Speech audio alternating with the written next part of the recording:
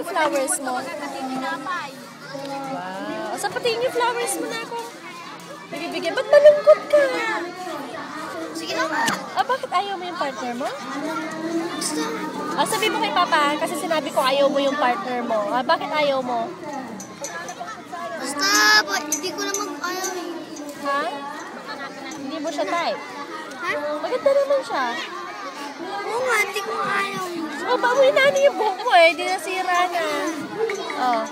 Bye. Mamaya muna. Doon ka lumayo ka ng konti para makita ni Papa mo yung forma mo. Dito. Malayo ka na. Yan.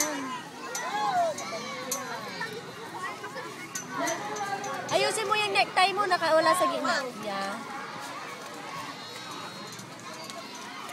Yan. Okay, bye.